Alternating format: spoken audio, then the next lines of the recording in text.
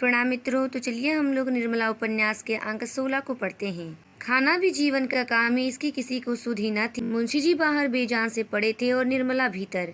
बच्ची कभी भीतर जाती कभी बाहर, कोई उसे बोलने वाला न था। बार बार सियाराम के कमरे के द्वार पर जाकर खड़ी होती और भैया भैया पुकारती, पर भैया कोई जवाब न देता था।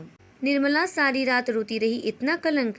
उसने जियाराम को गहने ले जाते देखते पर भी मुंह खोलने का साहस नहीं किया। क्यों? केवल इसलिए तो कि लोग समझेंगे कि यह मिथ्या दोषारोपण करके लड़के से बेर बांध रही है। आज उसके मौन रहने पर उसे अपराधिनी ठहराया जा रहा है। यदि वह जियाराम को उसी क्षण रोक देती और जियाराम लज्जावश कहीं भाग जाता तो क्या उसके सिर अपराध न मढ़ा जाता? सियाराम ही के साथ उसने कौन सा दुर्व्यवहार किया था? वह कुछ बचत करने के ही विचार से तो सियाराम से सौदा मंगवाया करती थी। क्या वह बचत करके अपने लिए गहने गढ़वाना चाहती थी? जब आमदनी का यह हाल हो रहा था तो पैसे पैसे पर निगाह रखने के सिवा कुछ जमा करने का उसके पास और साधन ही क्या था? जवानों की जिंदगी का तो कोई भरोसा नहीं, बूढ़ों की जिंदगी का क्या ठिकाना। बच्ची के विवाह के लिए वह किसके सामने हाथ फैलाती? बच्ची का भार कुछ उसी पर तो नहीं था। वह केवल पति की सुविधा ही के लिए कुछ बटोरने का प्रयत्न कर रही थी। पति ही की क्यों, सियाराम ही तो पिता के बाद घर का स्वामी होता। बहन के विवाह करने का भार क्या उसके सिर पर ना पड़ता? निर्मला सारी कतरब्योत पति और पुत्र का ही संकट मोचन करने ही के लिए कर रही थी।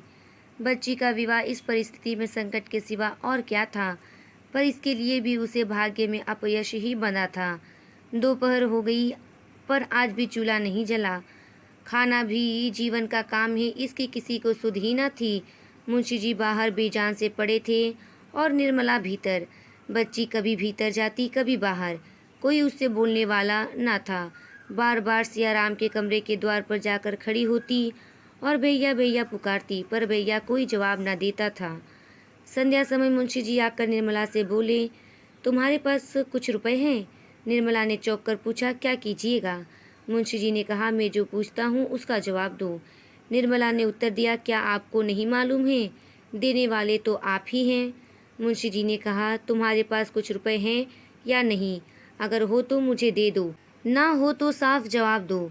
निर्मला ने अब भी साफ जवाब ना दिया। बोली, होंगे तो घर ही में, ना होंगे मैंने कहीं और नहीं भेज दिए।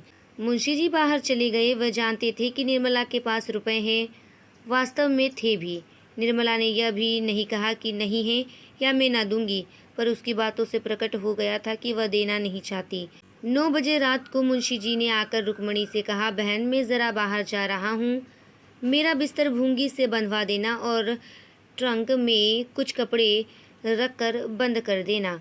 रुक्मणी भोजन बना रही थी। बोली, बहू तो कमरे में है, कह क्यों नहीं देते? कहाँ जाने का इरादा है? मुंशी जी ने कहा, मैं तुमसे कहता हूँ, बहू से कहना होता तो तुमसे क्यों कहता? आज तुम क्यों खाना पका रही हो? रुक्मणी ने कहा, कौन पकावे, बहू के सिर में दर्द हो रहा है। आखिर इस वक्त कहाँ जा रहे हो? सवेरे ना चले जाना। मुंशी जी ने कहा, इसी तरह टालते टालते तो आज 3 दिन हो गए। इधर उधर घूम घुमा कर देखूं, शायद कहीं सियाराम का पता लग जाए। कुछ लोग कहते हैं कि वह एक साधु के साथ बातें कर रहा था, शायद वह साधु उसे कहीं बहला कर ले गया हो। रुक्मणी ने कहा, तो लौटोगे कब तक? मुंशी जी ने कहा, कुछ कह नहीं सकता, हफ्ता भर लग जाए, महीना भर लग जाए, क्या ठिकाना है। रुक्मणी धीरे से बोली, आज कौन सा दिन है? किसी पंडित से पूछ लिया है कि नहीं? मुंशी जी भोजन करने बैठे। निर्मला को इस वक्त उन पर बड़ी दया आई। उसका सारा क्रोध शांत हो गया। खुद तो ना बोली, बच्ची को जाकर चुमकारती हुई बोली, देख तेरे बाबूजी कहाँ जा रहे हैं, पूछ तो। बच्ची ने द्वार से झांक कर पूछा, बाबूजी तहाँ दाते हो? मुंशी जी ने कहा, बड़ी दूर जाता हूँ बेटी, तुम्हारे भैया को खोजने जाता हूँ। बच्ची ने वहीं से खड़े खड़े कहा, भी तलेंगे। मुंशी जी ने कहा, बड़ी दूर जाते हैं बच्ची, तुम्हारे वास्ते चीजें लाएंगे, यहाँ क्यों नहीं आती? बच्ची मुस्कुराकर छिप गई और एक क्षण में फिर किवाड़ से सिर निकाल कर बोली, भी तलेंगे। मुंशी जी ने उसी स्वर में कहा, तुमको नहीं ले तलेंगे। बच्ची ने कहा, हमको क्यों नहीं ले तलोगे? मुंशी जी बोले, तुम तो हमारे पास आती नहीं हो। लड़की ठुमकती हुई आकर पिता की गोद में बैठ गई। थोड़ी देर के लिए मुंशी जी उसकी बाल क्रीड़ा में अपनी अंतर्वेदना भूल गए। भोजन करके मुंशी जी बाहर चले गए। निर्मला खड़ी ताकती रही। कहना चाहती थी व्यर्थ जा रहे हो, पर कह ना सकती थी। कुछ रुपए निकाल कर देने का विचार करती थी, पर दे ना सकती थी।